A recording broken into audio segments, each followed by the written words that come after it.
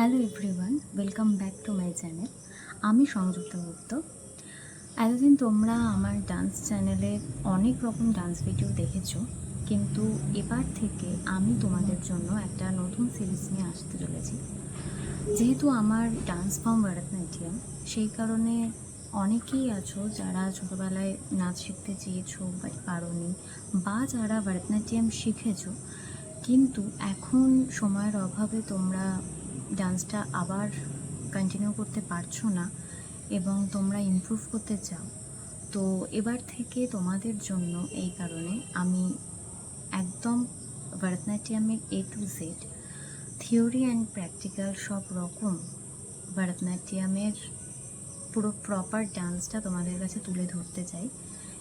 তো যাই হোক, সিরিজটা শুরু করার আগে আমি একটাই কথা বলতে চাই, যেহেতু আমি ক্যামেরার সামনে প্রথমবার, সেই কারণে আমি একটু নার্ভাস। কথাবার্তা হয়তো যদি কোনো কিছু ভুল ত্রুটি হয় তার জন্য আগে থেকে ক্ষমা প্রার্থী। যাই হোক, ভরতনাট্যম ডান্সটা শুরু করার আগে যেটা সব থেকে বেশি জানা দরকার সেটা হচ্ছে ভরতনাট্যমের থিওরি।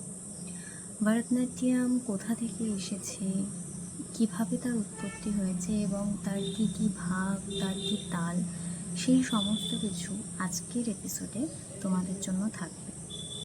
ভরতনাট্যম ডান্সটা শুরু করার আগে যেটা মেন দরকার, যে ভরতনাট্যম ডান্সটা কোথা থেকে এসেছে বা এর ডিটেল কী।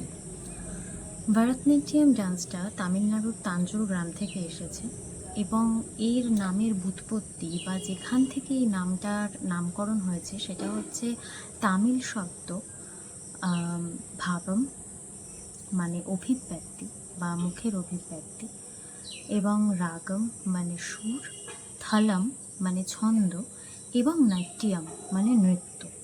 মানে যেখানে আমার অভিব্যক্তিও থাকছে, আমার সুর থাকছে, তার সাথে সাথে ছন্দও থাকছে এবং নৃত্য তো অবশ্যই থাকছে, সেখান থেকে আমার ভরতনাট্যম নামকরণটা হয়েছে।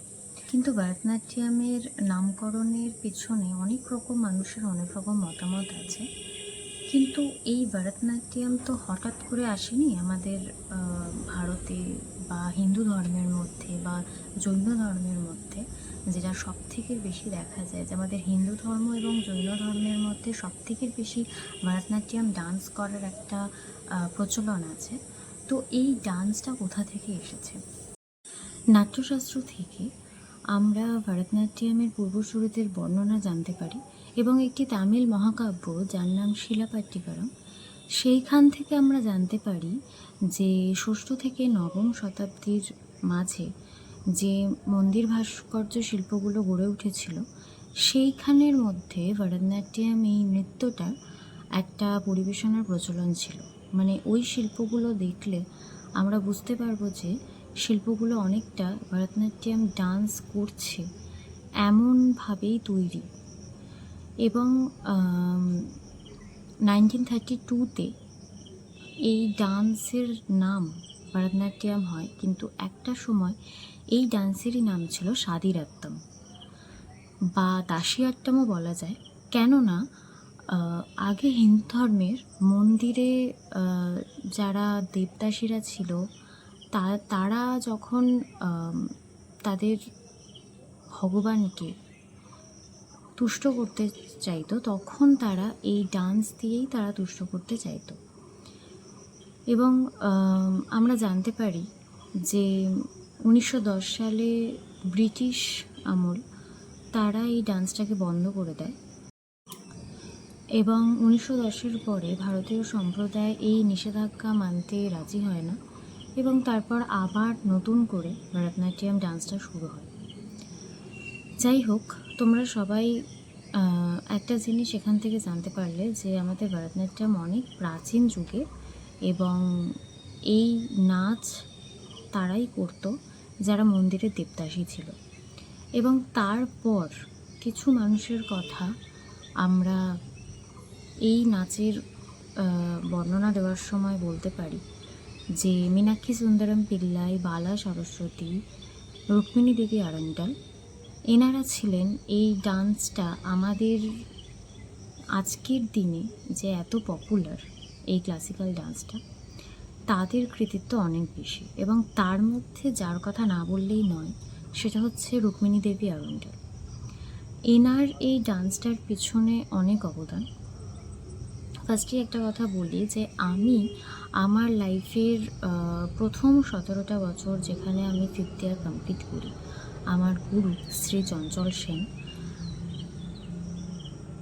তার কাছে আমি ভরতনাট্যমের দুটো স্টাইল আছে, একটা হচ্ছে কালামান্ডালাম স্টাইল এবং আরেকটা হচ্ছে কালাক্ষেত্র স্টাইল।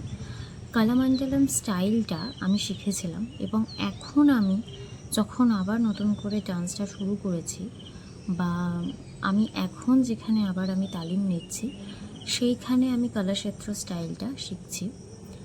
তো কালামান্ডালাম স্টাইলটা এনেছিলেন থাঙ্কুমণি কুট্টি এবং তার হাজব্যান্ড গোবিন্দন কুট্টি, এবং কলাক্ষেত্র স্টাইলটা কিন্তু এনেছিলেন রুক্মিণী দেবী অরুণ্ডল। রুক্মিণী দেবী সেই সময় এই ডান্সটা শেখার জন্য বা এই ডান্সটার সম্পর্কে জানার জন্য সেই সময় অনেক পুরনো মানুষ যারা দেবদাসীদের সাথে যুক্ত ছিলেন তাদের সাথে কথা বলে পুঁথি ঘেঁটে এই ডান্সটা সম্পর্কে জানেন। এবং তামিলনাড়ুতেই তার শিক্ষা প্রতিষ্ঠান কলাক্ষেত্র নামে প্রতিষ্ঠা হয়। এবং এরপর রুক্মিণী দেবী দেখেন যে এই ডান্সটার অনেক রকম ভুল ত্রুটি আছে।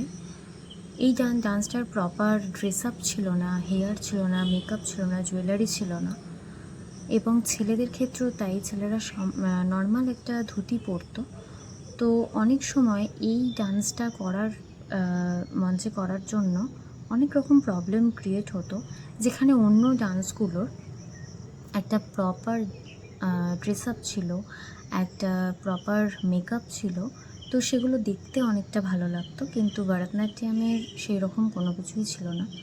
তো উনি আমাদের আজকালকার যে ভরতনাট্যমের ড্রেস আমরা দেখতে পাই, তো উনি প্রথম সেটা নিয়ে আসেন এবং তার সাথে সাথে উনি ব্যালে ডান্স শিখতেন অ্যানা পাভলোভার কাছে, এবং সেই ব্যালেটাও ভরতনাট্যমের মধ্যে উনি ক্রিয়েট করেন এবং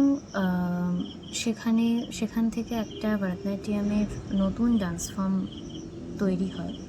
এবং তারপরে রুক্মিণী দেবী অরুণ্ডল তিনি অনেক রকম জায়গায় আমাদের এই ডান্স ফর্মটাকে ছড়িয়ে দেয় এবং তার জন্যই আজকে এই ডান্স ফর্মটা এতটাই প্রচলিত। এবার আমরা জানব যে আমাদের ভরতনাট্যমে কয়টি তাল বা জাতি এবং কয়টি ভাগ আছে, যেগুলো আমরা নেক্সট এপিসোড থেকে শিখতে শুরু করব।